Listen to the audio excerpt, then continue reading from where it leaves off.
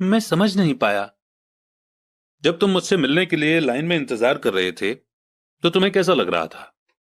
एक बार नौकरी के लिए और दूसरी बार सैलरी बढ़वाने के लिए। भयानक, मैंने कहा।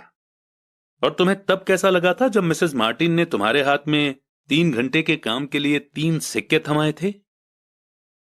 मुझे लगा था ये काफी नहीं है। मुझे लग रहा था कि ये कुछ भी नहीं है। मैं निराश हुआ था।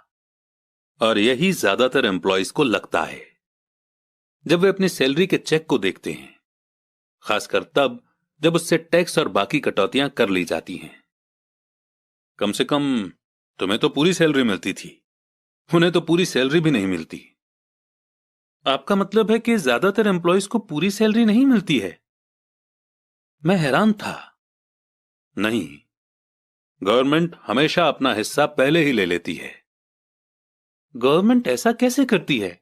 मैंने पूछा। टैक्स।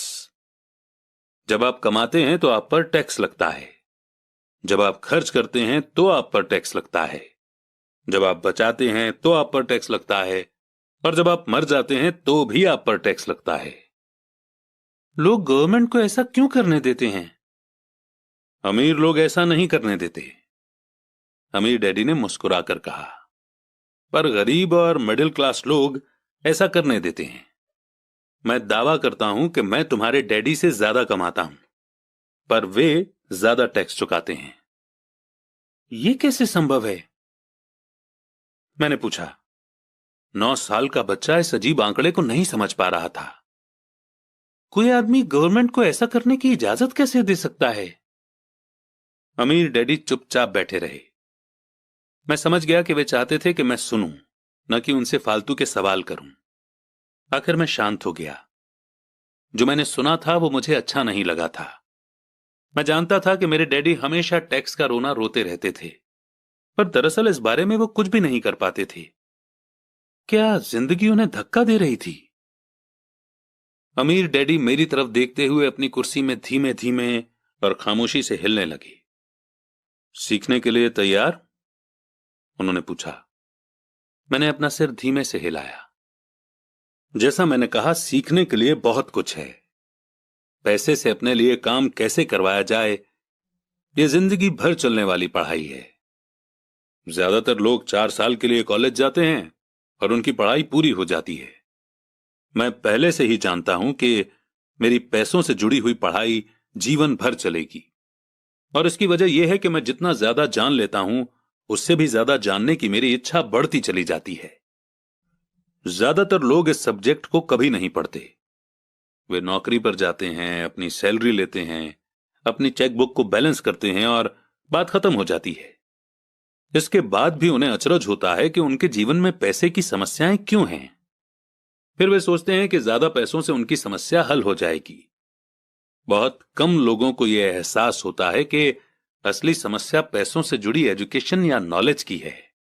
तो मेरे डैडी को टैक्स की समस्या इसलिए है क्योंकि उनमें पैसों की समझ नहीं है? मैंने बेचैन होकर पूछा। देखो, पैसे से अपने लिए काम कैसे करवाया जाए, टैक्स तो उस एजुकेशन का सिर्फ एक हिस्सा है। आज तो मैं सिर्फ यह देखना चाहता था कि तुम में अब भी पैसे के बारे में सीखने की गहरी इच्छा बची है या नहीं। ज्यादातर लोगों में सीखने की गहरी इच्छा नहीं होती। वे स्कूल जाना चाहते हैं, कोई बिजनेस सीखना चाहते हैं, अपनी नौकरी में मजे करना चाहते हैं और ढेर सारा पैसा कमाना चाहते हैं।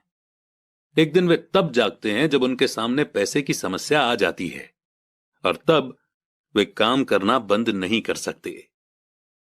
पैसे के लिए काम करने की यही कीमत होती है, और उन्हें यह कीमत चुकानी ही पड़ती है। अगर वे पैसे से अपने लिए काम करवाना सीख लेते तो उनके सामने यह समस्या कभी नहीं आती। तो तुम में अब भी सीखने की, जानने की इच्छा है? अमीर डैडी ने पूछा। मैंने हामी में सिर हिलाया। अच्छा, अब काम पर वापस जाओ और इस बार मैं तुम्हें बिल्कुल सैलरी नहीं दूंगा। क्या? मैंने हैरान होकर पूछा। तुमने सही सुना है, सैलरी बंद।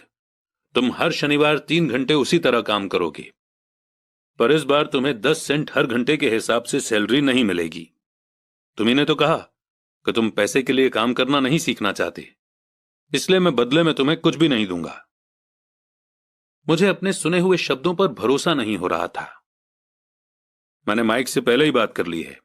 वो पहले से ही काम कर रहा है, मुफ्त में डिब्बों की सफाई कर रहा है और उन्हें करीने से जमा रहा है। अब तुम भी जल्दी से जाकर काम में जुट जाओ। ये ठीक नहीं है, मैं चिल्लाया। आपको कुछ न कुछ सैलरी तो देनी चाहिए। तुमने कहा था कि तुम सीखना चाहते हो। अगर तुम इस बात को अभी नहीं सीख पाओगे तो तुम भी उन्हीं दो औरतों और बूढ़े आदमी की तरह बन जाओगे जो मेरे लिविंग रूम में बैठे थे। ये लोग पैसे के लिए काम करते हैं और डरते हैं कि मैं उन्हें नौकरी से न निकाल दूं। या तुम अपने डैडी की तरह बन जाओगे जो पैसा तो बहुत कमाते हैं पर गले तक कर्ज में डूबे रहते हैं। शायद उन्हें यह उम्मीद रहती है कि ज्यादा पैसे से उनकी समस्या सुलझ जाएगी। अगर तुम यही चाहते हो तो मैं एक बार फिर 10 सेंट के अपने पुराने वादे पर लौटने के लिए तैयार हूं। या तुम वो कर सकते हो जो ज्यादातर लोग करते हैं, इस बारे में शिकायत करो कि सैलरी बहुत कम है और तुम ये नौकरी छोड़कर दूसरी नौकरी की तलाश शुरू कर दो। मेरी समझ में नहीं आ रहा है कि मैं क्या करूं, मैंने पूछा। अमीर डैडी ने अपने सिर पर उंगली रखी। इसका इस्तेमाल करो। अगर तुम इसका सही इस्तेमाल करोगे तो तुम मुझे जल्द ही इस बात के लिए धन्यवाद दोगे कि मैंने तुम्हें मौका दिया और एक दिन तुम बहुत अमीर आदमी बन जाओगे। मैं वहां यह सोचते हुए खड़ा था कि मुझे कितना घटिया ऑप्शन दिया जा रहा है। मैं यहां अपनी सैलरी बढ़वाने आया था और अब मुझे मुफ्त में काम करने के लिए कहा जा रहा है। अमीर डैडी ने एक बार फिर अपनी उंगली को सिर पर रखा और कहा कि इसका इस्तेमाल करो। अब यहां से जाओ और अपने काम में जुट जाओ। तो सबक एक, अमीर लोग पैसे के लिए काम नहीं करते। मैंने अपने गरीब डैडी को यह नहीं बताया कि अब मैं मुफ्त में काम कर रहा हूं। उन्हें यह समझ में नहीं आता। मैं उन्हें इसकी वजह ठीक से इसलिए नहीं समझा सकता था क्योंकि मैं खुद भी इसे ठीक से नहीं समझ पाया था। अगले 3 हफ्ते माइक और मैं 3 घंटे तक हर शनिवार को काम करते रहे, मुफ्त में। काम बहुत परेशानी वाला नहीं था और वक्त गुजरने के साथ साथ ये ज्यादा आसान होता जा रहा था। मुझे अफसोस था तो बस अपने छूटे हुए बेसबॉल गेम्स और कॉमिक्स का। अब मैं उनका मजा नहीं ले सकता था। तीसरे हफ्ते दोपहर में अमीर डैडी आए। हमने उनके ट्रक के पार्किंग में आने की आवाज सुनी। वे स्टोर में घुसे और उन्होंने मिसेस मार्टिन को गले लगाकर हेलो कहा। स्टोर में क्या चल रहा है यह जानने के बाद वे आइसक्रीम फ्रीजर के पास गए।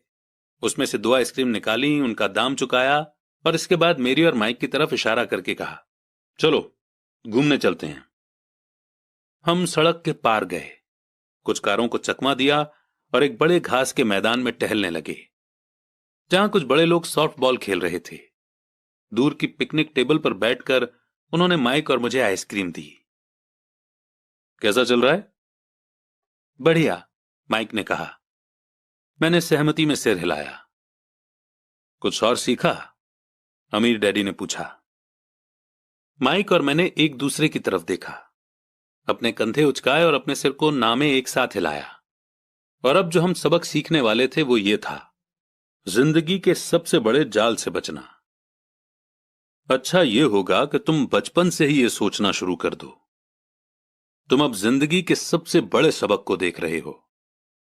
अगर तुम इस सबक को सीख लेते हो तो तुम बहुत ज्यादा आजादी और सुरक्षा भरी जिंदगी का सुख ले सकते हो। अगर तुम ये सबक नहीं सीख पाते हो तो तुम भी मिसेस मार्टिन और इस पार्क में खेल रहे ज्यादातर लोगों की तरह ही बन जाओगे। वे बहुत ज्यादा मेहनत करते हैं पर उसके बदले में उन्हें बहुत कम पैसे मिलते हैं। वे नौकरी की सुरक्षा के मोह में फंसे रहते हैं। हर साल मिलने वाली 3 हफ्ते की छुट्टियों और 45 साल तक काम करते रहने के बाद मिलने वाली थोड़ी सी पेंशन का सपना देखते रहते हैं। अगर इस तरह की जिंदगी जीने में तुम्हें सुख मिलता है तो मैं तुम्हारी सैलरी बढ़ाकर 25 सेंट हर घंटा कर सकता हूं। पर ये लोग अच्छे लोग हैं और मेहनती भी हैं, फिर आप उनका मजाक क्यों उड़ा रहे हैं? मैंने पूछा। अमीर डैडी के चेहरे पर मुस्कान आ गई। मिसेस मार्टिन मेरे लिए मेरी मां जैसी हैं। मैं इतना कठोर नहीं हो सकता कि उनका मजाक उड़ाऊं। यह कठोर लगता जरूर है क्योंकि मैं तुम दोनों के सामने सिचुएशन साफ करना चाहता हूं, और वो भी आसान शब्दों में। मैं तुम्हारे नजरिए को बड़ा करना चाहता हूं ताकि तुम कुछ आगे भी देख सको, दूर तक देख सको। ज्यादातर लोगों को आगे देखने का फायदा कई बार सिर्फ इसलिए नहीं मिलता क्योंकि उनके देखने का दायरा बहुत छोटा होता है। ज्यादातर लोग जिस जाल में फंसे हुए हैं वे उसे देख ही नहीं पाते। माइक और मैं वहां पर सोचते हुए बैठे रहे, क्योंकि हम उनकी बातों का मतलब पूरी तरह से नहीं समझ सके थे। उनकी बातें सुनने में कठोर और कड़वी लग रही थी, पर हम ये भी जानते थे कि वे हमें कुछ सिखाने की काफी कोशिश कर रहे थे। मुस्कुराहट के साथ अमीर डैडी ने कहा, क्या 25 सेंट हर घंटे का ऑफर अच्छा नहीं लगा? क्या इससे दिल की धड़कन तेज नहीं हुई? मैंने अपना सिर ना में हिलाया, जबकि असल में ऐसा ही हुआ था। 1 घंटे काम के बदले 25 सेंट मेरे हिसाब से बहुत बढ़िया सौदा था। अच्छा, मैं तुम्हें 1 घंटे के $1 दूंगा, अमीर डैडी ने शरारत भरी मुस्कान के साथ कहा। अब मेरा दिल तूफान मेल की तरह दौड़ रहा था। मेरा दिमाग चीख चीख कर कह रहा था कि इनकी बात मान लो, मान लो। मुझे अपने कानों पर भरोसा नहीं हो रहा था, पर फिर भी मैं चुप रहा। अच्छा, $2 हर घंटे के? मुझे ऐसा लगा जैसे मेरे छोटे से 9 साल के पुराने दिमाग में किसी ने बम फोड़ दिया हो। 1956 में $2 हर घंटे की कमाई मुझे दुनिया का सबसे अमीर बच्चा बना देती। मैं इतना सारा पैसा कमाने की कल्पना भी नहीं कर सकता था। मैं हां कहना चाहता था। मैं सौदा पक्का करना चाहता था। मुझे नई साइकिल दिख रही थी, नए बेसबॉल के ग्लव्स दिख रहे थे। मेरे पास कड़क नोट देखकर मेरे दोस्तों की जलन और तारीफ भी मुझे साफ दिख रही थी। सबसे बड़ी बात तो यह थी कि जिम्मी और उसके अमीर दोस्त मुझे फिर कभी गरीब नहीं कह सकते थे। पर किसी वजह से मैं खामोश खड़ा रहा। हो सकता है कि मेरे दिमाग में गर्मी बढ़ जाने से उसका फ्यूज उड़ गया हो, पर मन ही मन मैं $2 हर घंटे का ऑफर मानने के लिए बेताब था। आइसक्रीम पिघल चुकी थी और मेरे हाथ पर बह रही थी। आइसक्रीम की डंडी खाली थी और इसके नीचे वेनिला और चॉकलेट के टुकड़े थे जिसके मजे चींटियां ले रही थी। अमीर डैडी हम दोनों बच्चों को देख रहे थे जो आंखें फाड़कर और खाली दिमाग से उन्हें घूर रहे थे। उन्हें मालूम था कि वे हमारा टेस्ट ले रहे हैं और वे ये भी जानते थे कि हमारे दिल का एक कोना उस ऑफर को मानने के लिए बेताब हो रहा होगा। वो जानते थे कि हर इंसान की आत्मा का एक हिस्सा कमजोर और जरूरतमंद होता है जिसे खरीदा जा सकता है, और वो ये भी जानते थे कि हर इंसान की आत्मा का एक हिस्सा मजबूत और पक्के इरादों वाला होता है जिसे कभी नहीं खरीदा जा सकता।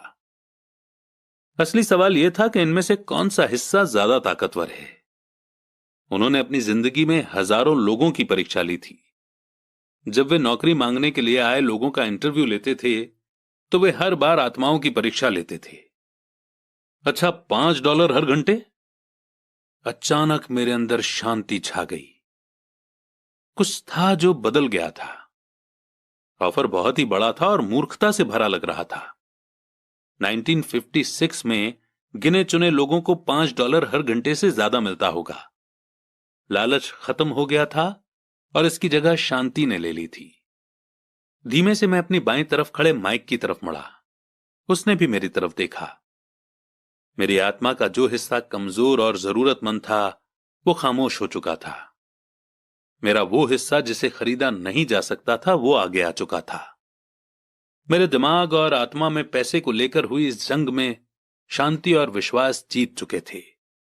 मैं जानता था कि माइक भी उसी बिंदु पर पहुंच चुका होगा। अच्छा, ज्यादातर लोगों की एक कीमत होती है और उनकी कीमत इसलिए होती है क्योंकि हम सभी में दो भावनाएं होती हैं, डर और लालच।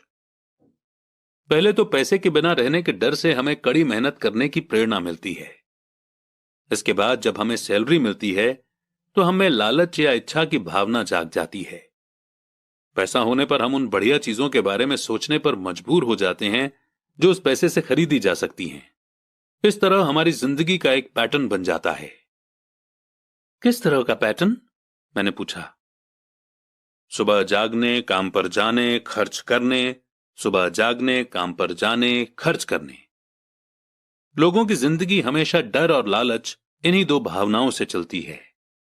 उन्हें अगर ज्यादा पैसा दे भी दें तो वे इस पैटर्न पर चलकर अपना खर्च बढ़ा लेंगे। इसी पैटर्न को मैं चूहा दौड़ यानी कि रैट रेस कहता हूं। क्या कोई दूसरा रास्ता भी है? माइक ने पूछा। हां, अमीर डैडी ने धीमे से कहा, पर इसे बहुत कम लोग खोज पाते हैं। और वो रास्ता क्या है? माइक ने पूछा। उसी रास्ते को तुम लोग काम करते हुए और मेरे साथ सीखते हुए खोज लोगे। मैं यही उम्मीद करता हूं। इसी कारण मैंने तुम्हें पैसे देना बंद कर दिया है। पर इस बारे में कोई हिंट तो दीजिए, माइक ने कहा। हम लोग मेहनत से काम करते करते थक चुके हैं, खासकर तब जब इसके बदले में हमें कुछ नहीं मिल रहा है। पहला कदम तो यह है कि तुम लोग सच बोलो, अमीर डैडी ने कहा। हम लोग झूठ नहीं बोल रहे हैं, मैंने कहा। मैंने कब कहा कि तुम लोग झूठ बोल रहे हो? मैं तो यह कह रहा हूं कि सच्ची बात कह देनी चाहिए, अमीर डैडी ने जवाब दिया। किस बारे में? मैंने पूछा। इस बारे में कि तुम लोगों को कैसा लग रहा है। तुम्हें यह किसी और से कहने की जरूरत नहीं है, सिर्फ अपने आप से सच बोलो। आपके कहने का मतलब यह है कि इस पार्क में मौजूद आपके लिए काम करने वाले लोग, मिसेस मार्टिन, ये सब लोग ऐसा नहीं करते? मुझे ऐसा ही लगता है। इसके बजाय उन्हें हमेशा पैसा नहीं होने का डर सताता रहता है। उस डर का सामना करने के बजाय, सोचने के बजाय, ये लोग सिर्फ रिएक्ट करते रहते हैं। इस दौरान वे दिल से काम लेते हैं, दिमाग से नहीं। अमीर डैडी ने अपने सिर पर उंगली ठोकते हुए कहा। फिर उनके हाथ में कुछ पैसे आ जाते हैं और उनमें खुशी, इच्छा और लालच की भावनाएं जाग जाती हैं। और एक बार फिर वे दिमाग से सोचने के बजाय दिल से काम करने लगते हैं। तो वे दिल से यानी अपनी भावनाओं से सोचते हैं, माइक ने कहा। बिल्कुल ठीक। वे इस बारे में सच नहीं बताते कि उन्हें कैसा लग रहा है। वे अपनी भावना से काम करते हैं और दिमाग से सोचने का कष्ट नहीं उठाते। उन्हें डर लगता है कि वे नौकरी करने जाते हैं और आशा करते हैं कि ज्यादा पैसा आने से उनका डर दूर हो जाएगा, पर ऐसा नहीं होता है। वही पुराना डर उन्हें फिर से सताने लगता है।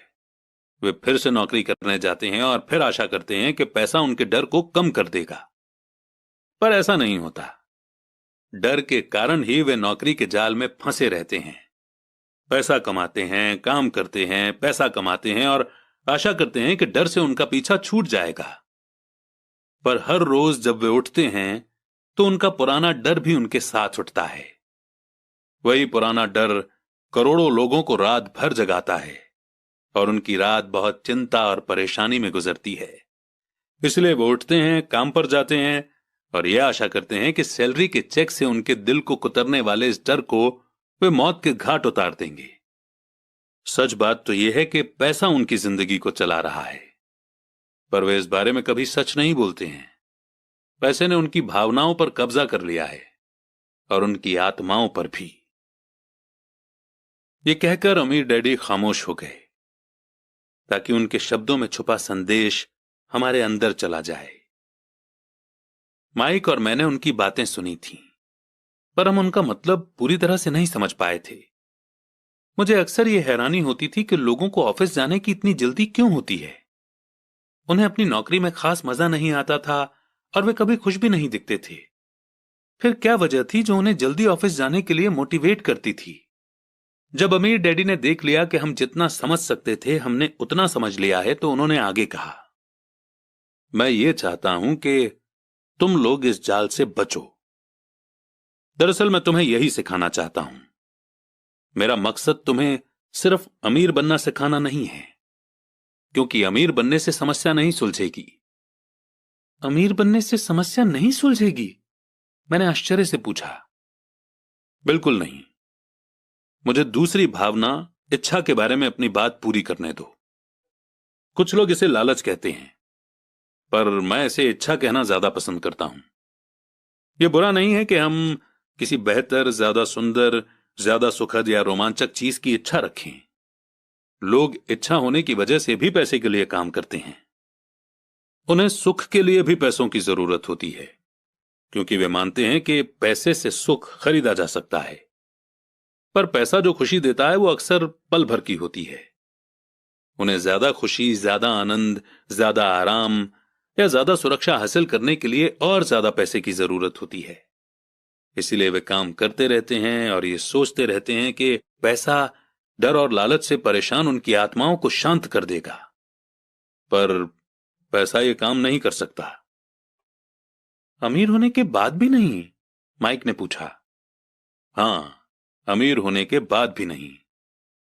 दरअसल बहुत से अमीर लोग इच्छा के कारण नहीं, बल्कि डर के कारण अमीर होते हैं। वे सचमुच सोचते हैं कि दौलत हो तो पैसे न होने का डर, गरीब होने का डर खत्म हो जाता है। इसीलिए वे ढेर सारी दौलत जमा कर लेते हैं और तब जाकर उन्हें पता चलता है कि उनका डर और भी बढ़ गया है। उन्हें अब इसके खोने की चिंता सताने लगती है। मैं ऐसे दोस्तों को जानता हूं जो बहुत सा पैसा होने के बाद भी काम में जुटे रहते हैं। मैं ऐसे लोगों को भी जानता हूं जिनके पास आज करोड़ों की दौलत है, पर वे आज उससे भी ज्यादा चिंतित और परेशान हैं जितने वे अपने गरीबी के दिनों में थे। उन्हें इस बात का डर है कि वे अपनी सारी दौलत खो देंगे। अमीर बनने से पहले जो डर उन्हें सता रहे थे, वे अमीर होने के बाद और भी बढ़ गए हैं। दरअसल उनकी आत्मा का कमजोर और जरूरतमंद हिस्सा अब और तेजी से चीख रहा है। वे अपने आलीशान बंगलों, शानदार कारों और उस ऐशो आराम की जिंदगी को नहीं खोना चाहते जो पैसे से खरीदी गई हैं। वे इसी चिंता में घुलते रहते हैं कि अगर वे कंगाल हो गए तो उनके दोस्त क्या कहेंगे। इसी चिंता की वजह से कई लोग तो न्यूरोटिक और फ्रस्ट्रेट हो चुके हैं। हालांकि वे अमीर दिखते हैं और उनके पास पहले से ज्यादा पैसा है। तो क्या गरीब आदमी ज्यादा सुखी होता है? मैंने पूछा। नहीं, मेरे हिसाब से तो नहीं होता। पैसे से दूर रहना भी उतना ही बड़ा पागलपन है जितना कि उसके पीछे भागना।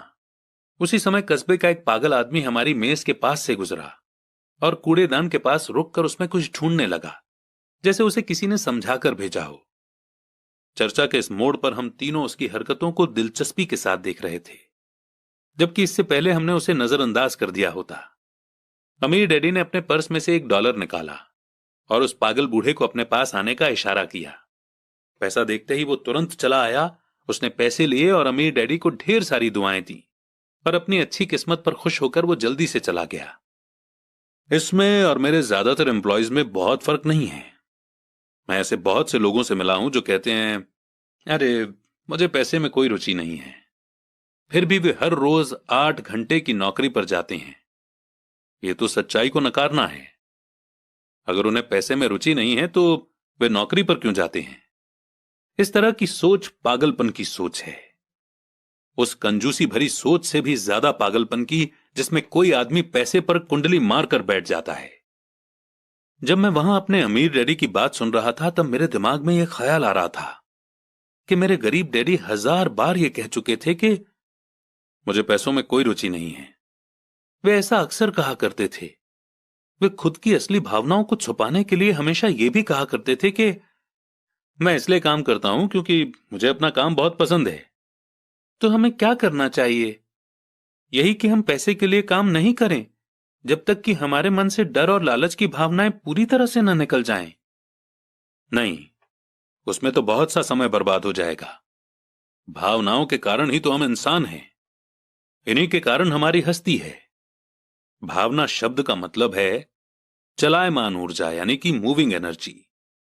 अपनी भावनाओं के बारे में ईमानदार रहो। अपने दिमाग और अपनी भावनाओं का इस्तेमाल अपने सपोर्ट में करो, न कि अपने विरोध में, यानी कि न कि अपने अगेंस्ट। आहा, माइक ने कहा। अगर तुम्हें मेरी बात समझ में नहीं आई हो तो इस बारे में चिंता मत करो। आगे आने वाले सालों में तुम्हें इसका मतलब समझ में आ जाएगा। अपनी भावनाओं पर रिएक्ट करने के बजाय उन्हें एनालाइज करने की कोशिश करो। ज्यादातर लोग ये नहीं जानते कि वे अपने दिमाग से सोचने के बजाय अपने दिल की भावनाओं से सोचते हैं। आपकी भावनाएं तो आपकी रहेंगी ही, पर आपको अपने दिमाग से सोचना भी आना चाहिए, क्योंकि दिमाग को सोचने के लिए ही बनाया गया है। क्या आप मुझे इसका कोई एग्जाम्पल दे सकते हैं? मैंने पूछा। क्यों नहीं? जब कोई आदमी यह कहता है कि मुझे नौकरी खोजने की जरूरत है, तो इस बात की बहुत संभावना है कि उसकी भावनाएं फैसला कर रही हैं। इस विचार का असली कारण है पैसा न होने का डर। पर अपनी जिंदगी चलाने के लिए लोगों को पैसे की जरूरत तो पड़ती ही है, मैंने कहा। बिल्कुल पड़ती है, अमीर डैडी मुस्कुराए। मैं सिर्फ ये कह रहा हूं कि उनके डर के कारण उनके मन में ये विचार आता है। मैं समझ नहीं पाया, माइक ने कहा। अगर आपके मन में पैसे की कमी का डर जाग जाए तो तुरंत नौकरी के लिए दौड़ मत लगाइए ताकि कुछ रुपयों के सहारे उस डर को मार दिया जाए। इसके बजाय खुद से यह सवाल पूछिए, क्या लंबे समय में इस डर का सबसे बढ़िया इलाज नौकरी है?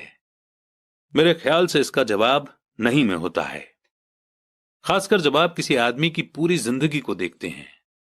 नौकरी लॉन्ग टर्म प्रॉब्लम का शॉर्ट टर्म सॉल्यूशन है।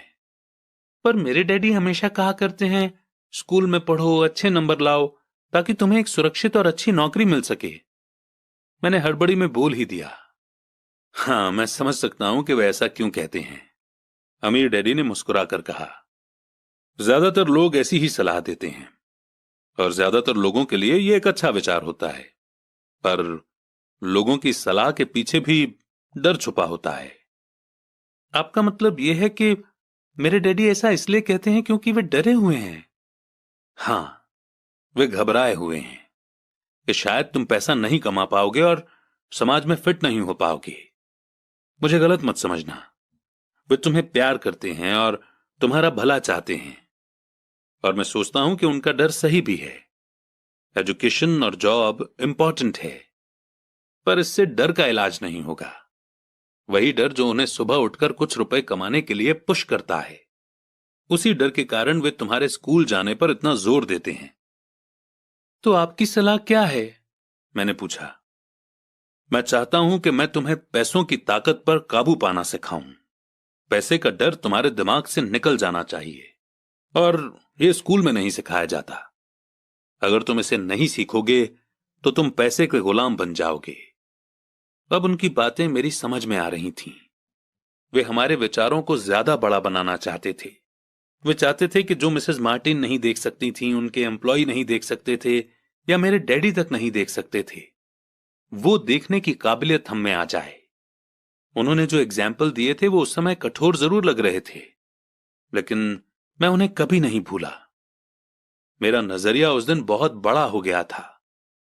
अब मैं उस जाल को देख सकता था जो ज्यादातर लोगों के सामने बिछा होता है। देखो, आखिरकार हम सभी लोग एम्प्लॉय हैं, हम सिर्फ अलग अलग लेवल पर काम करते हैं, अमीर डैडी ने कहा। मैं तुम लोगों से बस यही चाहता हूं कि तुम लोग इस जाल से बचे रहो। डर और लालच, इन दो फंदों से बनने वाले जाल से। इनका इस्तेमाल अपने सपोर्ट में करो, अपने अगेंस्ट नहीं। मैं तुम लोगों को यही सिखाना चाहता हूं। मैं तुम लोगों को यह नहीं सिखाना चाहता कि ढेर सारा पैसा कैसे इकट्ठा कर लिया जाए।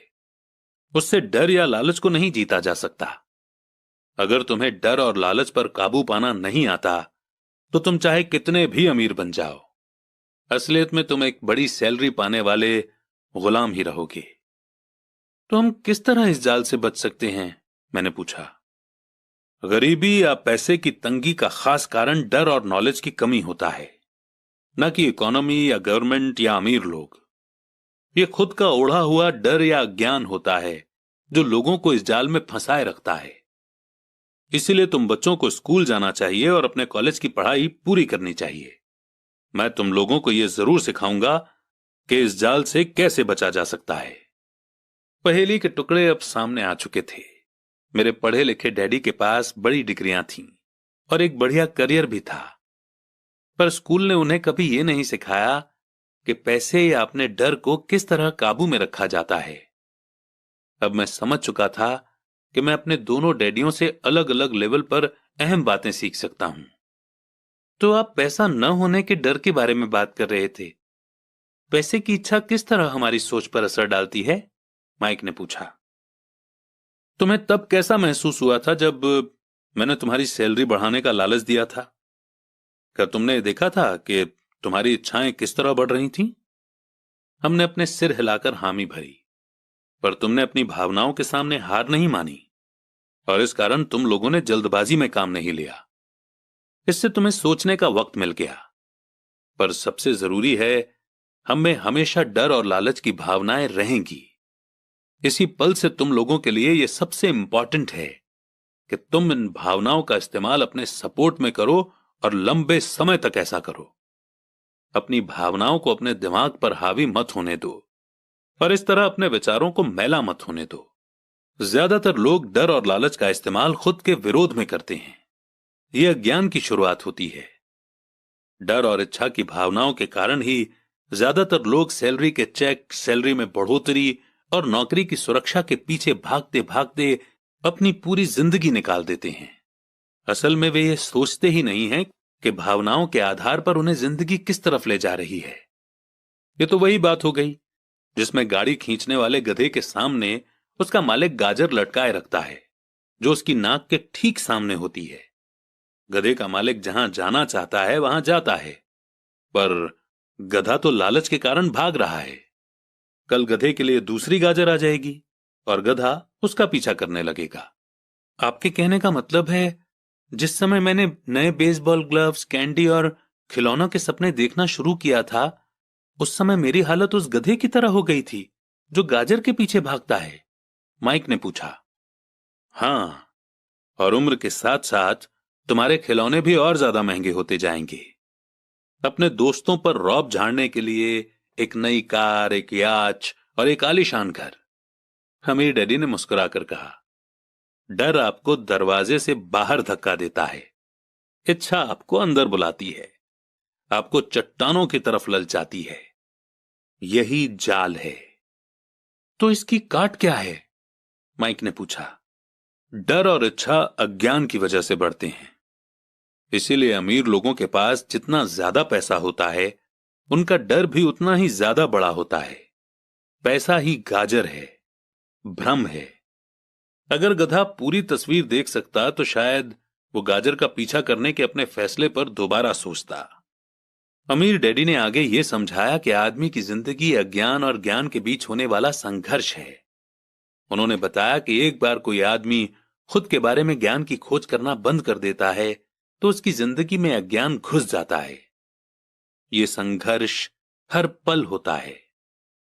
इसीलिए हमें यह फैसला करना है, यह सीखना है कि अपने दिमाग को खुला रखा जाए या इसे बंद कर लिया जाए। देखो, स्कूल बहुत ज्यादा इंपॉर्टेंट है। आप स्कूल इसलिए जाते हैं ताकि आप वहां कोई स्किल या बिजनेस सीख सकें और इस तरह से आप समाज में योगदान दे सकें। हर समाज में टीचर, डॉक्टर, मैकेनिक, कलाकार, कुक, बिजनेसमैन, पुलिस ऑफिसर, दमकल कर्मी और सिपाहियों की जरूरत होती है। स्कूल उन्हें यह सब सिखाते हैं ताकि हमारा समाज डेवलप हो सके और हमारा कल्चर समृद्ध हो सके। दुर्भाग्य से लोगों के लिए स्कूल एजुकेशन का अंत होता है, शुरुआत नहीं। एक लंबी खामोशी छाई रही। अमीर डैडी मुस्कुरा रहे थे।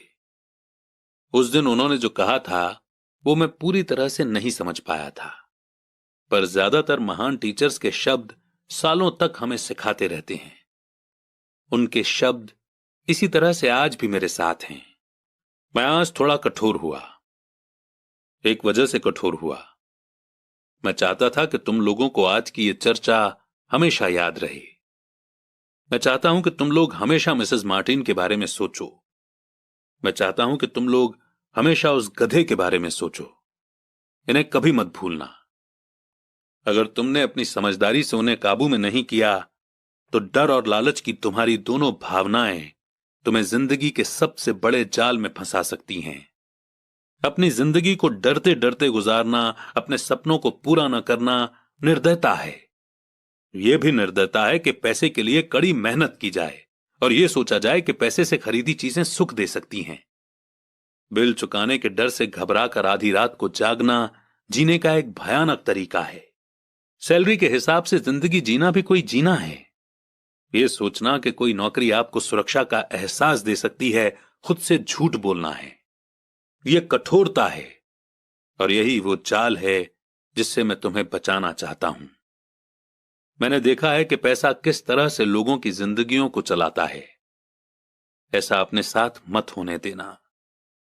भगवान के लिए पैसे को अपनी जिंदगी मत चलाने देना। हमारी मेज के नीचे सॉफ्ट बॉल आ गई। अमीर डैडी ने उसे उठाया और वापस खिलाड़ियों के पास फेंक दिया। तो अज्ञान का लालच और डर से क्या ताल्लुक है? मैंने पूछा। यह पैसे का ही अज्ञान है, जिसकी वजह से इतना लालच और डर पैदा होता है। मैं तुम्हें कुछ एग्जाम्पल देता हूं। एक डॉक्टर जो अपने परिवार को ज्यादा खुशी देना चाहता है, अपनी फीस बढ़ा देता है। उसकी फीस बढ़ने की वजह से हेल्थ फैसिलिटी हर एक के लिए महंगी हो जाती है। अब इससे गरीब लोगों को सबसे ज्यादा नुकसान पहुंचता है। इसीलिए गरीब लोगों की हेल्थ अमीर लोगों से ज्यादा बुरी होगी। अब क्योंकि डॉक्टरों ने अपनी फीस बढ़ा दी है, इसीलिए वकील भी अपनी फीस बढ़ा देते हैं। क्योंकि वकीलों ने अपनी फीस बढ़ा दी है, इसलिए स्कूल के टीचर भी अपनी सैलरी बढ़वाना चाहते हैं, जिसके कारण हमारा टैक्स बढ़ता है। और यह सिलसिला कभी ना खत्म होने वाला बनकर रह जाता है। जल्द ही अमीर और गरीब लोगों के बीच इतना बड़ा गैप हो जाएगा कि प्रलय आ जाएगी और एक और महान सिविलाइजेशन धराशायी हो जाएगी। महान सिविलाइजेशन तभी बर्बाद हुई हैं जब अमीरों और गरीबों के बीच का फर्क बहुत ज्यादा हो जाता है। अमेरिका भी उसी रास्ते पर चल रहा है और इससे यह साबित होता है कि हिस्ट्री अपने आप को दोहराती है। और क्योंकि हम इतिहास से कुछ नहीं सीखते हैं, हम सिर्फ हिस्टोरिकल तारीखें और नाम रटते हैं और उनके सबक को भूल जाते हैं। क्या कीमतें नहीं बढ़नी चाहिए? मैंने पूछा। अच्छी तरह से चल रही गवर्नमेंट और एक पढ़े लिखे समाज में तो नहीं। कीमतें दरअसल कम होनी चाहिए। जाहिर है कि ऐसा सिर्फ थ्योरी में हो सकता है। कीमतें अज्ञान से पैदा हुए लालच और डर के कारण बढ़ती हैं। अगर स्कूलों में पैसों के बारे में सिखा दिया जाता तो लोगों के पास ज्यादा पैसा होता और मार्केट की कीमतें भी कम होती। पर स्कूलों में सिर्फ पैसे के लिए काम करना सिखाया जाता है, पैसे की ताकत का इस्तेमाल नहीं सिखाया जाता। पर हमारे यहां बिजनेस स्कूल भी हैं, माइक ने पूछा। क्या आप मुझे अपनी मास्टर्स डिग्री के लिए बिजनेस स्कूल जाने के लिए पुश नहीं कर रहे हैं? हां, पर अक्सर ऐसा होता है कि बिजनेस स्कूल ऐसे एम्प्लॉयज को ट्रेन करते हैं जो सोफिस्टिकेटेड या पॉलिश्ड बीन काउंटर्स होते हैं। भगवान ही मालिक है जब कोई बीन काउंटर बिजनेस संभाल ले। वे सिर्फ नंबर को देखते हैं, लोगों को निकालते हैं और बिजनेस का गला घोंट देते हैं। मैं जानता हूं क्योंकि मैं बीन काउंटर से डील करता हूं। वे सिर्फ इतना ही सोचते हैं कि कॉस्ट को कम कैसे किया जाए और प्राइस कैसे बढ़ाई जाए, जिससे बहुत सी प्रॉब्लम पैदा हो जाती है। बीन काउंटिंग की भी इंपॉर्टेंस है। मैं सोचता हूं कि ज्यादा लोगों को इसके बारे में जानना चाहिए, पर यह भी पूरी तस्वीर नहीं दिखाती। अमीर डैडी ने गुस्से में कहा। तो फिर क्या इसका कोई हल है? माइक ने पूछा। हां, सोचने के लिए अपनी भावनाओं का इस्तेमाल करना सीखो। अपनी भावनाओं में बहकर मत सोचो। जब तुम लोग फ्री में काम करने के लिए तैयार हो गए थे तो तुमने अपनी भावनाओं को काबू में रखना सीख लिया था। तभी मैं समझ गया था कि तुमसे उम्मीद की जा सकती है। जब मैंने तुम्हें ज्यादा सैलरी का लालच दिया तब तुमने एक बार फिर अपनी भावनाओं की बात नहीं मानी। तुम स्ट्रॉन्ग इमोशन के खिलाफ सोचना सीख रहे थे। यह पहला कदम था। यह कदम इतना इंपॉर्टेंट क्यों है? मैंने पूछा। यह तुम अपने आप जान जाओगे। अगर तुम सीखना ही चाहते हो तो मैं तुम लोगों को ब्रायर पैच में ले जाऊंगा। यह वो जगह है जिससे लोग बचते हैं। मैं तुम्हें उस जगह पर ले जाऊंगा जहां जाने में ज्यादातर लोगों को डर लगता है। अगर तुम मेरे साथ जाओगे तो तुम्हारे मन से पैसे के लिए काम करने का ख्याल निकल जाएगा। इसके बजाय तुम ये सीखोगे कि पैसे से कैसे काम लिया जा सकता है। अगर हम आपसे सीखने के लिए तैयार होते हैं तो हमें क्या मिलेगा? मैंने पूछा। वही जो ब्रायर रैबिट को मिला था, अमीर डैडी ने कहा। टार बेबी से आजादी। क्या ऐसा कोई ब्रायर पैच होता है? मैंने पूछा। हां, डर और लालच ही ब्रायर पैच हैं। अपने डर से पीछा छुड़ाकर, अपने लालच का सामना करके, अपनी कमजोरियों और जरूरतों को पहचान कर ही हम बाहर निकलने के रास्ते तक पहुंच सकते हैं। और बाहर निकलने का रास्ता हमारे दिमाग से होकर गुजरता है, सही विचारों यानी थॉट्स को चुनने से। विचारों को चुनने से? माइक ने आश्चर्य से पूछा। हां, इस विचार को चुनकर कि हम क्या सोचेंगे, बजाय इसके कि हम अपनी भावनाओं में बहकर लगातार रिएक्ट करते रहें। सुबह उठने और काम पर जाने से ही आपकी प्रॉब्लम नहीं सुलझ जाती, क्योंकि बिल चुकाने के लिए पैसा न होने का डर आपको सताता रहेगा। सोचने से आपको खुद से एक सवाल पूछने का समय मिलता है, इस तरह का सवाल कि क्या इस प्रॉब्लम का सबसे बढ़िया सॉल्यूशन इस पर और ज्यादा मेहनत करना है? ज्यादातर लोग इतनी बुरी तरह घबराए हुए होते हैं कि वे खुद को आपको असली बात नहीं बताते हैं कि उन पर डर हावी हो रहा है, और नतीजा यह निकलता है कि वे सोच ही नहीं पाते। इसके बजाय वो दरवाजे से बाहर दौड़ लगा देते हैं। टार भी हावी हो जाता है। अपने विचार चुनने से मेरा यही मतलब था। पर हम ऐसा किस तरह करेंगे? माइक ने पूछा। यही तो मैं तुम्हें सिखाने वाला हूं। मैं तुम्हें यह सिखाऊंगा कि तुम्हारे पास चुनने के लिए ऑप्शन होने चाहिए, ताकि तुम हड़बड़ी में काम करने से बच सको, जैसे अपनी सुबह की कॉफी पीकर दरवाजे से बाहर दौड़ लगाने की आदत से। मैंने तुमसे जो पहले कहा था उसे याद रखो। जॉब लॉन्ग टर्म प्रॉब्लम का शॉर्ट टर्म सॉल्यूशन है। ज्यादातर लोगों के दिमाग में सिर्फ एक प्रॉब्लम होती है, और यह थोड़े समय की होती है। यह प्रॉब्लम होती है महीने के आखिर में चुकाए जाने वाले बिल, यानी टार बेबी। अब पैसा उनकी जिंदगी चलाता है, या मैं ये कहूं कि पैसे को लेकर उनका डर और अज्ञान उनकी जिंदगी को चलाते हैं। तो वे वही करते हैं जो उनके मां बाप ने किया था। सुबह उठो और पैसे के लिए काम करो। वे इतना समय भी नहीं निकाल पाते कि ये सोच सकें कि क्या कोई दूसरा तरीका है। इस वक्त वे दिल से सोचते हैं, दिमाग से नहीं। दिल से सोचने और दिमाग से सोचने में क्या फर्क होता है? माइक ने पूछा। अमीर डैडी ने जवाब दिया, मैं इस तरह की बातें अक्सर सुनता हूं। हर आदमी को काम करना पड़ता है, अमीर लोग अत्याचार करने वाले होते हैं, मैं दूसरी जॉब ढूंढ लूंगा, मेरी सैलरी बढ़नी चाहिए, आप इस तरह से मेरा शोषण नहीं कर सकते। या फिर मैं इस जॉब को इसलिए पसंद करता हूं क्योंकि यह सेफ है। इसके बजाय हमें यह कहना चाहिए, क्या यहां ऐसा कुछ है जो मुझे नहीं मिल रहा है? इस तरह भावना पर बेस्ड हमारे थॉट्स की जंजीर टूट जाएगी और हमें ज्यादा अच्छे तरीके से सोचने का मौका मिल जाएगा। मुझे मानना ही पड़ेगा कि मेरे लिए यह सबक एक महान सबक साबित हुआ। यह जानना कि कब कोई आदमी दिल से बोल रहा है और कब दिमाग से, किसके शब्दों में भावनाएं छुपी हुई हैं और किसके शब्दों में थॉट, ये एक ऐसा सबक था जो जिंदगी भर मेरे काम आया। खासतौर पर तब जब मैं अपने दिल से, यानी अपनी भावनाओं से बोल रहा था, न कि अपने विचारों या दिमाग से। जब हम स्टोर की तरफ वापस मुड़े तो अमीर डैडी ने यह कहा, अमीर लोग हकीकत में पैसा बनाते हैं, वे इसके लिए काम नहीं करते। उन्होंने यह भी बताया कि 5 सेंट के जिंक के सिक्के बनाते समय जब माइक और मैं ये सोच रहे थे कि हम पैसे बना रहे थे, तो हमारे विचार उसी रास्ते पर चल रहे थे जिस पर अमीर लोग चलते हैं। दिक्कत सिर्फ इतनी सी थी कि ऐसा करना इलीगल था। गवर्नमेंट और बैंकों के लिए ऐसा करना लीगल है, पर हमारे लिए नहीं। उन्होंने यह भी बताया कि पैसा कानूनी यानी लीगल और गैर कानूनी यानी कि इलीगल दोनों ही तरीकों से कमाया जा सकता है। अमीर डैडी ने हमें बाद में यह समझाया कि अमीर लोग जानते हैं कि कैसे पैसा एक भ्रम है, जो हकीकत में गधे के सामने लटकी गाजर की तरह होता है। पैसों के भ्रम के कारण जो डर और लालच पैदा होता है, उसकी वजह से ही अरबों खरबों लोग ये सोचते रहते हैं कि पैसा ही असली चीज है। पैसा दरअसल एक माया जाल है। पब्लिक के अज्ञान और भरोसे के भ्रम की वजह से ही ताश के पत्तों का यह महल खड़ा रह पाता है। सच कहा जाए तो गधे की गाजर पैसों से ज्यादा कीमती है। उन्होंने अमेरिका के गोल्ड स्टैंडर्ड के बारे में भी बात की और यह बताया कि हर डॉलर का नोट असल में चांदी का सर्टिफिकेट है। उन्हें इस अफवाह से चिंता हो रही थी कि किसी दिन हम लोग गोल्ड स्टैंडर्ड को छोड़ देंगे और हमारे डॉलर चांदी के सर्टिफिकेट नहीं रहेंगे। जब ऐसा होगा बच्चों, तो कयामत आ जाएगी।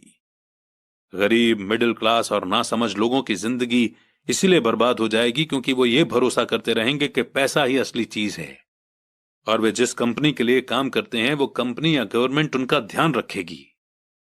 उनकी बातें उस दिन हमें समझ में नहीं आ रही थी, पर सालों बाद जाकर मुझे यह समझ में आया कि यह बड़े पते की बात थी। वो देखना जो दूसरे नहीं देख पाते। जब वे अपने पिकअप ट्रक में चढ़े तो उन्होंने कहा, काम करते रहो बच्चों, पर जितनी जल्दी तुम सैलरी की जरूरत को भूल जाओगे, तुम्हारी आगे की जिंदगी उतनी ही आसान हो जाएगी। अपने दिमाग का इस्तेमाल करो, मुफ्त में काम करो और जल्दी ही तुम्हारा दिमाग तुम्हें पैसे कमाने के दूसरे तरीके बता देगा। उन तरीकों से तुम इस जॉब से ज्यादा कमा लोगे। तुम ऐसी चीजें देख पाओगे जो दूसरे लोग कभी नहीं देख पाते। मौका उनकी नाक के नीचे होता है, फिर भी ज्यादातर लोग इन मौकों को कभी नहीं देख पाते। इसका कारण यह है कि वे पैसा और सिक्योरिटी ढूंढते रहते हैं, इसलिए उन्हें यही मिलता है। जिस वक्त तुम एक मौका भांपने में कामयाब हो जाओगे, उसके बाद तुम जिंदगी भर का मौका भांप सकते हो। जिस वक्त तुम ऐसा कर लोगे, मैं तुम लोगों को कुछ और बातें सिखाऊंगा। इस बात को ध्यान से समझ लो ताकि तुम जिंदगी के सबसे बड़े जाल से बच सको। वो टार बेबी तुम्हें कभी नहीं छू पाएगी। माइक और मैंने स्टोर से अपनी चीजें उठाई और मिसेस मार्टिन से गुड बाय कहा। हम वापस पार्क गए, उसी पिकनिक बेंच पर बैठे और वहां घंटों तक सोचते रहे और बातें करते रहे। हमने अगला हफ्ता स्कूल में इसी बारे में सोचते और बातें करते हुए बिताया। 2 हफ्तों तक हम लोग सोचते रहे, बातें करते रहे और मुफ्त में काम करते रहे।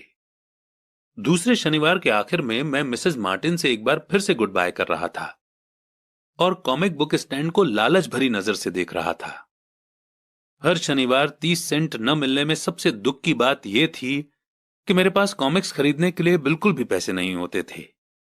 अचानक जब मिसेस मार्टिन मुझे और माइक को गुड बाय कर रही थीं, मैंने उन्हें एक ऐसा काम करते हुए देखा जो इसके पहले कभी नहीं देखा था। मेरा मतलब है कि मैंने इसके पहले उन्हें ऐसा करते देखा तो था, पर उस पर कभी ध्यान नहीं दिया था। मिसेस मार्टिन ने कॉमिक्स के पहले पेज को आधा काटा और उसे संभालकर अपने पास रख लिया। बाकी की बुक को उन्होंने एक बड़े से ब्राउन कार्डबोर्ड के डिब्बे में डाल दिया। जब मैंने उनसे पूछा कि वे इन कॉमिक्स का क्या करती हैं, तो उन्होंने कहा कि मैं उन्हें फेंक देती हूं। जब वो नई कॉमिक्स लाता है तो मैं ऊपर के आधे कवर को क्रेडिट के लिए कॉमिक बुक डिस्ट्रीब्यूटर को दे देती हूं। वो 1 घंटे में आने ही वाला है। माइक और मैंने 1 घंटे तक इंतजार किया। जल्दी ही वो डिस्ट्रीब्यूटर आया और मैंने उससे पूछा कि क्या हमें कॉमिक्स मिल सकती हैं। इस पर उसने जवाब दिया कि आपको मिल सकती हैं अगर आप इस स्टोर में काम करते हैं और अगर आप ये वादा करें कि आप उन्हें नहीं बेचेंगे। हमारी पार्टनरशिप एक बार फिर कायम हो गई थी। माइक की मम्मी ने बेसमेंट में हमें एक खाली कमरा दे दिया जो उनके किसी काम नहीं आता था।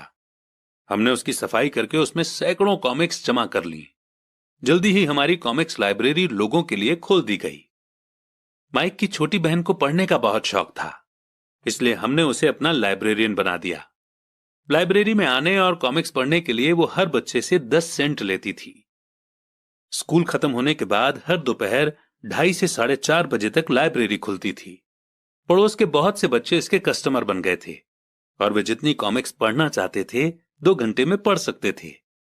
ये उनके लिए बढ़िया सौदा था, क्योंकि एक कॉमिक्स की कीमत 10 सेंट होती थी और 2 घंटे में वे 5 या 6 कॉमिक्स पढ़ लेते थे।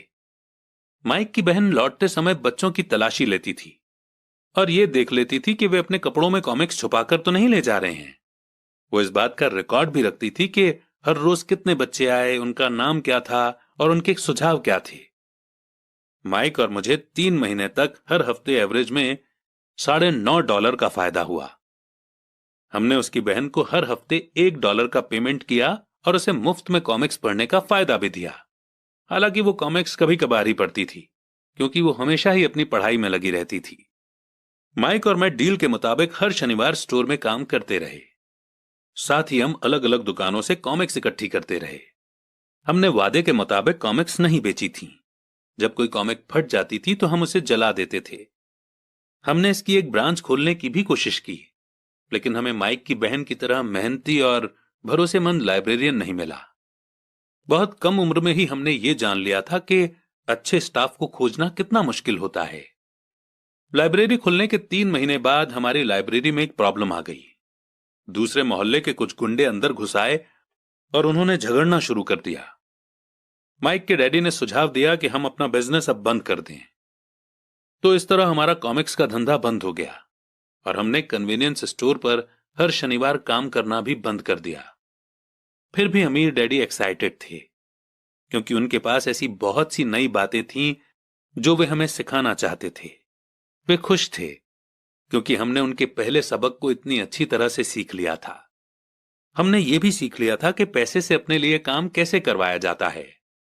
स्टोर में काम करने के बदले पैसा नहीं मिलता था, इसीलिए हमें मजबूरन अपनी इमेजिनेशन पर जोर डालना पड़ा ताकि हम पैसा कमाने का कोई दूसरा तरीका ढूंढ सकें।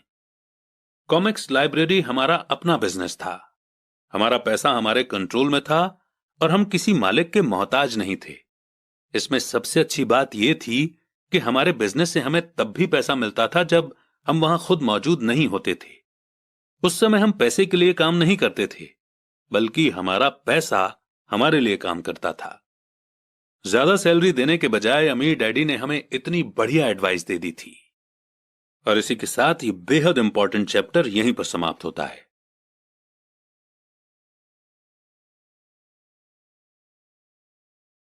चैप्टर 3, लेसन 2, पैसे की समझ क्यों सिखाई जानी चाहिए। 1990 में मेरे सबसे अच्छे दोस्त माइक ने अपने डैडी का लंबा चौड़ा बिजनेस संभाल लिया है और उसे अपने डैडी से ज्यादा कामयाबी मिल रही है। हम एक दूसरे से साल में सिर्फ 1 या 2 बार गोल्फ कोर्स पर मिलते हैं। वो और उसकी पत्नी इतने ज्यादा अमीर हैं कि आप इसकी कल्पना भी नहीं कर सकते। अमीर डैडी का एम्पायर बहुत सुरक्षित हाथों में है और अब माइक अपने बेटे को उसी तरह सिखा रहा है जिस तरह से उसके डैडी ने हमें सिखाया था। 1994 में मैं 47 साल की उम्र में रिटायर हो गया और मेरी पत्नी किम उस वक्त 37 साल की थी। रिटायरमेंट का मतलब यह नहीं है कि हम काम नहीं करते या आगे काम नहीं करेंगे। इसका मतलब यह है कि जब तक हमारी लाइफ में बहुत बड़ी कोई घटना ना हो जाए तब तक हम काम करने या ना करने के लिए आजाद हैं। इसका कारण यह है कि हमारी दौलत अपने आप बढ़ती रहती है, इन्फ्लेशन की रेट से कहीं ज्यादा तेज रफ्तार से। मुझे लगता है कि आजादी इसी को कहते हैं। हमारी दौलत इतनी ज्यादा है कि यह अपने आप बढ़ सकती है। यह पेड़ लगाने की तरह है। आप सालों तक इसे पानी देते हैं और एक दिन इसे आपकी जरूरत नहीं रह जाती। इसकी जड़ें जमीन में काफी गहराई तक पहुंच जाती हैं। इसके बाद यह पैसे का पेड़ आपके सुख के लिए छाया और फल देता है। माइक ने एम्पायर चलाने का ऑप्शन चुना और मैंने रिटायर होने का। जब भी मैं लोगों से बात करता हूं तो वे अक्सर मुझसे सलाह मांगते हैं कि उन्हें क्या करना चाहिए, शुरुआत कहां से और कैसे की जाए, आपकी नजर में कौन सी बुक अच्छी रहेगी, वगैरह वगैरह। सबसे अमीर बिजनेसमैन। 1923 में हमारे सबसे महान नेता और सबसे अमीर बिजनेसमैन शिकागो में एजवाटर बीच पर इकट्ठे हुए। ये सारे लोग बहुत मशहूर थे। चार्ल्स श्वाब सबसे बड़ी स्टील कंपनी के हेड थे। सैमुअल इंसुल दुनिया की सबसे बड़ी यूटिलिटी के प्रेसिडेंट थे। हार्वर्ड हॉम्सन सबसे बड़ी गैस कंपनी के हेड थे। आइवर क्रूजर दुनिया की सबसे बड़ी कंपनियों में से एक इंटरनेशनल मैच कंपनी के प्रेसिडेंट थे। Leon Fraser bank of international settlement के प्रेसिडेंट थे। Richard Whitney New York stock exchange के हेड थे। आर्थर कॉटन और जेसी लिवरमोर 2 सबसे बड़े स्टॉक स्पेक्युलेटर थे और अल्बर्ट फॉल प्रेसिडेंट हार्डिंग के कैबिनेट में मिनिस्टर थे। लेकिन क्या आपको पता है कि 25 साल बाद इनमें से 9 लोगों का अंत इस तरह से हुआ। श्वाब 5 साल तक कर्ज में डूबे रहने के बाद गरीबी में मरे। इंसुल की मौत विदेश में दिवालियेपन की हालत में हुई, यानी ये बैंकरप्ट हो गए थे। क्रूजर और कॉटन भी गरीबी में मरे। हॉम्सन पागल हो गए।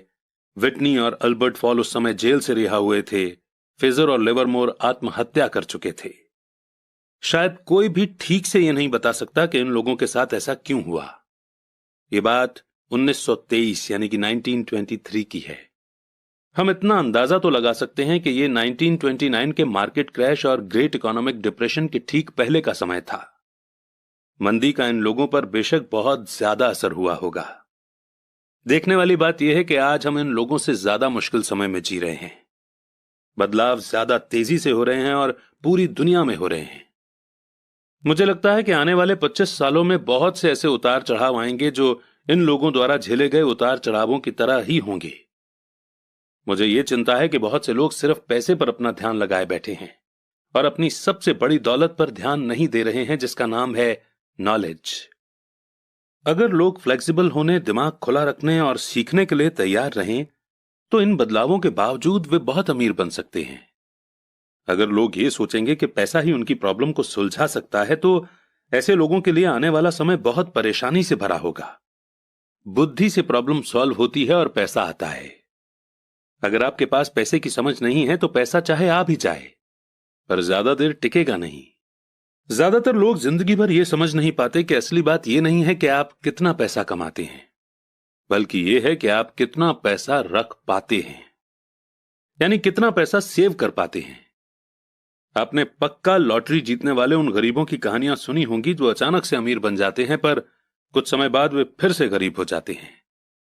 ये लोग लाखों करोड़ों जीतते हैं, फिर भी वे लौट कर वहीं आ जाते हैं जहां से उन्होंने शुरुआत की थी। आपने उन प्रोफेशनल एथलीट्स की कहानियां भी पढ़ी होंगी जो 24 साल की उम्र में हर साल करोड़ों रुपए कमाते हैं और 34 साल की उम्र में उन्हें पुल के नीचे सोना पड़ता है, बेघर। आज ही के अखबार में एक नौजवान बास्केटबॉल प्लेयर की खबर छपी है जो 1 साल पहले करोड़ों का मालिक था। आज वो शिकायत करता फिर रहा है कि उसके दोस्तों, वकीलों और अकाउंटेंट्स ने उसके पैसे हड़प लिए, और इसी वजह से आज उसे बहुत कम पैसों पर कार धोने का काम करना पड़ रहा है। वो सिर्फ 29 साल का है, लेकिन क्या आपको पता है कि उसे कार धोने के काम से भी निकाल दिया गया? इसकी वजह यह थी कि उसने कार साफ करते समय अपनी चैंपियनशिप रिंग उतारने से मना कर दिया था, यानी हाथों से अंगूठी निकालने से मना कर दिया था, और जिसकी वजह से कार साफ करते हुए कार में निशान पड़ते थे, और इसलिए उसकी खबर न्यूज़पेपर में छप गई। वो अपने निकाले जाने का विरोध कर रहा है और कहता है कि यह भेदभाव है। अंगूठी ही तो उसकी महान जिंदगी की इकलौती निशानी है। उसका कहना है कि अगर आप उसकी अंगूठी उतरवा लेंगे तो उसके पास जिंदा रहने का कोई सहारा नहीं बचेगा और वो मर जाएगा। 1997 में मैं ऐसे बहुत से लोगों को जानता हूं जो नए नए करोड़पति बन रहे हैं। एक बार फिर यह 1920 के बूम वाले दशक की याद दिला देता है। हालांकि मैं खुश हूं कि इतने ज्यादा लोग अमीर बनते जा रहे हैं, पर मैं उन्हें चेतावनी देना चाहता हूं कि लंबे समय में यह इंपॉर्टेंट नहीं है कि आपने कितना पैसा कमाया, बल्कि इंपॉर्टेंट यह है कि आपने कितना पैसा सेव किया और आपने कितनी पीढ़ियों तक उस पैसे को सेव करके रखा। तो जब लोग मुझसे पूछते हैं कि हम किस तरह शुरू करें, या मुझे बताइए कि जल्दी अमीर कैसे बना जा सकता है, तो वे मेरे जवाब से बहुत निराश होते हैं। मैं उनसे सिर्फ यही कहता हूं जो मेरे अमीर डैडी ने मुझसे बचपन में कहा था, अगर तुम अमीर बनना चाहते हो तो तुम्हारे पास पैसे की समझ होनी चाहिए। जब भी मैं अमीर डैडी से मिलता था, ये थॉट, ये विचार मेरे दिमाग में हर बार भर जाता था। जैसा मैंने कहा कि मेरे पढ़े लिखे डैडी हमेशा किताबें पढ़ने के फायदे बताते रहते थे, दूसरी तरफ मेरे अमीर डैडी फाइनेंशियल नॉलेज या पैसे की समझ डेवलप करने पर भी जोर देते थे। अगर आप एक बुर्ज खलीफा जैसी ऊंची बिल्डिंग बनाने जा रहे हैं, तो सबसे पहले आपको एक गहरा गड्ढा खोदना पड़ेगा और एक मजबूत नींव यानी कि फाउंडेशन डालनी होगी। अगर आप किसी टाउन में एक घर बनाने जा रहे हैं, तो आपको सिर्फ एक 6 इंच कंक्रीट का स्लैब डालना होगा। ज्यादातर लोग अमीर बनने के चक्कर में 6 इंच के स्लैब पर बुर्ज खलीफा जैसी बिल्डिंग खड़ी करना चाहते हैं। हमारा स्कूल का सिस्टम उस जमाने का है जब खेती बाड़ी यानी कि एग्रीकल्चर ही इकोनॉमी का बेस थी, और ज्यादातर लोग खेती बाड़ी से ही पैसे कमाते थे। आज भी ये बिना नींव के घरों में भरोसा करता है, इसीलिए स्कूल से निकलने वाले बच्चों की कोई फाइनेंशियल फाउंडेशन नहीं होती है। एक दिन जब उन्हें नींद नहीं आती और वे कर्ज में डूब जाते हैं, वो सोचते हैं कि उनकी प्रॉब्लम अमीर होकर ही सॉल्व की जा सकती है। कुल मिलाकर सच्चाई यह है कि अगर बिना फाइनेंशियल फाउंडेशन के किसी के पास पैसा आ भी जाएगा, तो वो उसे जल्दी ही लूज कर देगा। एनीवे, माइक और मेरे लिए दोनों ही ऑप्शन संभव थे, क्योंकि हमारी फाइनेंशियल फाउंडेशन मजबूत थी और पैसे की समझ हमें बचपन से ही सिखाई गई थी। देखा जाए तो अकाउंटिंग शायद दुनिया का सबसे बोरिंग सब्जेक्ट है। ये बहुत उलझन भरा सब्जेक्ट भी है, पर अगर आप लंबे समय तक अमीर बने रहना चाहते हैं तो यह सबसे इंपॉर्टेंट सब्जेक्ट भी है। सवाल यह है कि आप इस बोरिंग और उलझन भरे सब्जेक्ट को अपने बच्चे को किस तरह सिखा सकते हैं। इस सवाल का जवाब है कि हम इसे आसान बना सकते हैं। अमीर डैडी ने माइक और मेरे लिए एक मजबूत फाइनेंशियल फाउंडेशन डाली थी, क्योंकि हम छोटे बच्चे थे इसलिए उन्होंने हमें सिखाने का एक आसान तरीका निकाला। सालों तक वे सिर्फ ड्राइंग बनाते रहे और उनके साथ शब्दों का इस्तेमाल करके हमें समझाते रहे।